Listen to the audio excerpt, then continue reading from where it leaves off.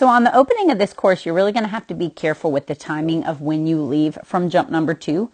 If we take a look at this, the way that you have it set up, and I don't recall the course being this way, but the way that I see it set up here is if we draw a line from the inside edge of 2 to the left end of the tunnel here, it is not a straight line from the landing of 2 to the left end of the tunnel over that jump. It looks like that's going to skim by the left edge of that jump.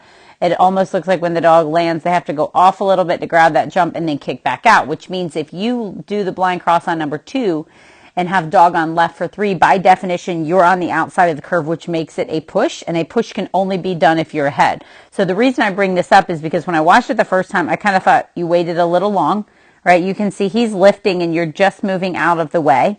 And I thought, okay, she waited a little long, no big deal. But what that then means is when he took off for this jump, you were behind. So if we draw the plane of this jump, he was ahead of you. He broke the plane ahead of you, which means you were not successfully doing the push. It means he's running up this dog on right. So then when you throw that arm up and say tunnel, I was not surprised at all to see that that bar fell. So you're going to have to leave jump 2 earlier, which you still wait a little longer, but not as bad, because you can see here you actually do in fact break the plane in number 3. And that's really what the key is. On a push, if you're going to be on the outside of the curve, you have to break the plane ahead of the dog. So here is a wrap, as we've been talking about on the recent courses. Here's a wrap that is a front side wrap. So this is where I would be using your wrap cue to help get him turning towards you. Although handling wise, motion wise, it was great. You got there and you paused. So there was absolutely no motion to make Andy think that you were doing a rear cross, but just from the consistency of the verbal, that would have been a place to use your wrap verbal. And maybe you did. I actually did not have the volume on the first time I watched this through. Push out of the weave pulse to the tunnel, not a problem there. And then right here we come into one of the trickier parts of the courses.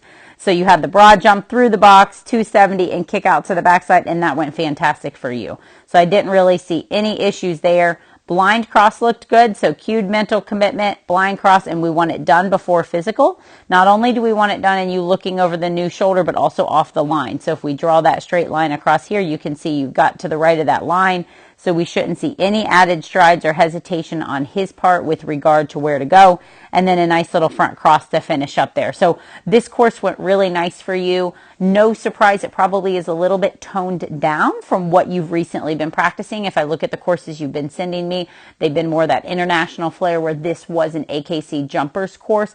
Little bit harder than an AKC jumpers course at a regular show, but definitely harder than a lot of what you've been practicing. So no surprise that this one went really well.